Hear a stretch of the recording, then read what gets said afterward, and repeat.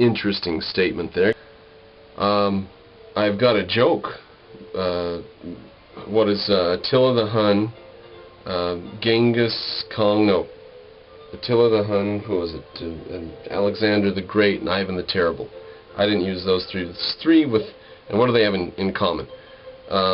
They are guilty of something. They are great men. They have a great existence, driving passion, some purpose, some desire. They didn't just sit around and enjoy life. They actually accomplished something, which is more enjoyable, by the way, than just sitting around and enjoying it. Guilt is their existence. Guilt is at the essence of any great person. Now, the joke that I had was that they all have the same middle name: Attila the Hun, Alexander the Great, Ivan the Terrible. But guilt is every great. Guilt is every great existence. Anything that's great has guilt in it. Even when you are gentle to them, they still feel displeased by you.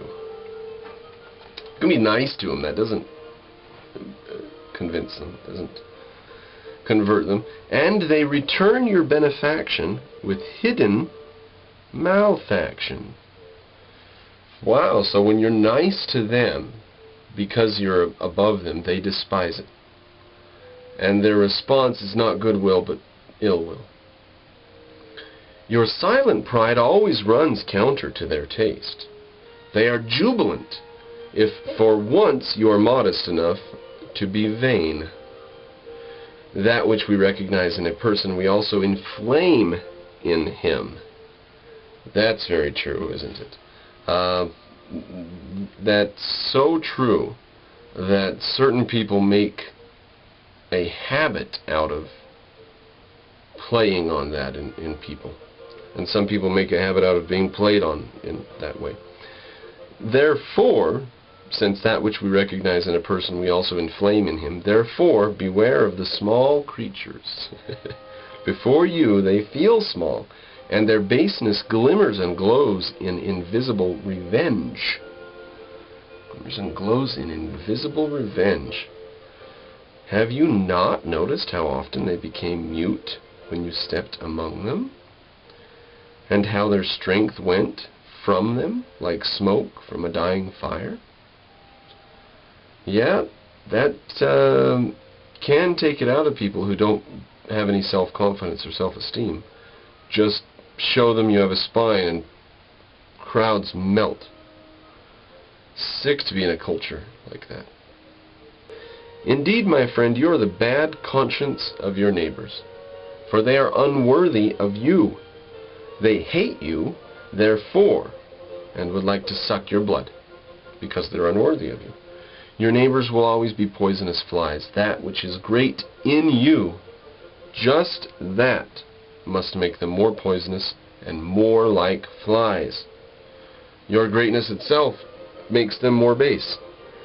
Flee, my friend, into your solitude, and where the air is raw and strong.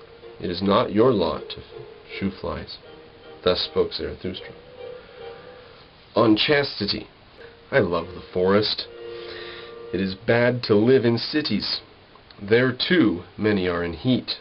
Is it not better to fall into the hands of a murderer than into the dreams of a woman in heat? No, not sure. Not sure. And behold these men. Their eyes say it. They know of nothing better on earth than to lie with a woman. Mud is at the bottom of their souls, and woe if their mud also has spirit. Some piece of this may have been written, or maybe put down in his subconscious or something, after one of his rejected proposals of marriage, and he was fleeing. He had to leave the country to soothe himself or whatever. Nietzsche was haunted by bad romantic stuff throughout his life. What that you were as perfect as animals at least, but animals have innocence. You couldn't be as perfect as them, you're not innocent. Do I counsel you to slay your senses? I counsel the innocence of the senses. Don't slay your senses, just keep them innocent. Do I counsel you to chastity? Chastity is a virtue in some, but almost a vice in many.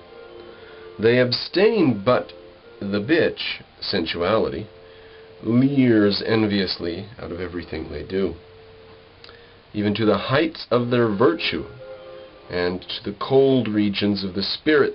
This beast follows them with her lack of peace. Damn, he's violently opposed to women. And how nicely the bitch, sensuality, knows how to beg for a piece of spirit when denied a piece of meat. Wow. What the hell? Nietzsche, what are you doing with us, buddy? Do you love tragedies and everything that breaks the heart? But I mistrust your bitch. Your eyes are too cruel, and you search lustfully for sufferers. Is it not merely your lust that has disguised itself, and now calls itself pity? Your lust has disguised itself and become pity. And this parable also I offer you. Not a few who wanted to drive out their devil have themselves entered into swine. You know, I think that might refer to the Bible, where there's the Jesus, they came and they said there was a bunch of swine with demons in. No, there was a man with demons in him. Myriad demons, lots of demons or something. And Jesus drove the demons out, and they went into a herd of swine that ran frothing at the mouth over a cliff. Those for whom chastity is difficult should be counseled against it, lest it become their road to hell, the mud and heat of their souls. Do I speak of dirty things? That is not the worst that could happen. Now, the worst, I could speak of worse than speak of dirty things. But how's that? Those for whom chastity is difficult should be counseled against it, lest it become their road to hell. That is not the normal conception of a virtue. A virtue is not supposed to lead you down the road to hell. It's supposed to give you a better life. Okay, that is not the worst that could happen. Could I speak of dirty things? It is not when truth is dirty, but when it is shallow, that the lover of knowledge is reluctant to step into its waters. Verily, some are chaste through and through. They are gentler of heart, fonder of laughter, and laugh more than you.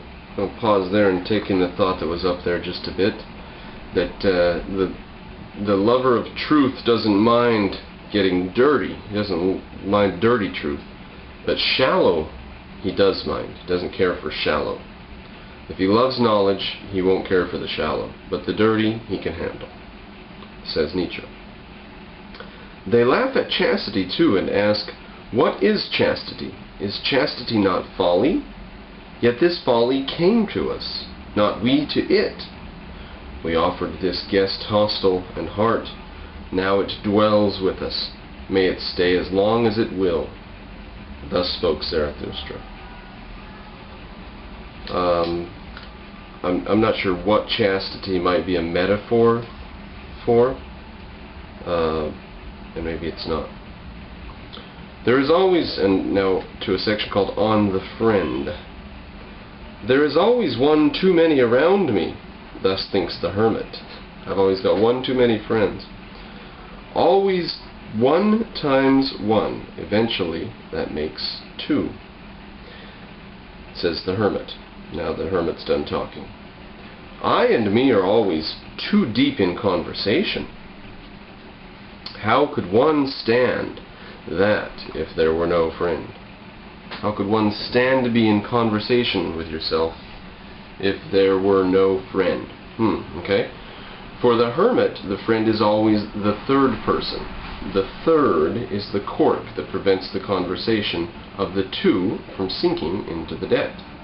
Alas, there are too many depths for all hermits, therefore they long so for a friend and his height. Nietzsche is the king of mixed metaphors. Our faith in others betrays in what respect we would like to have faith in ourselves. Okay? Our longing for a friend is our betrayal.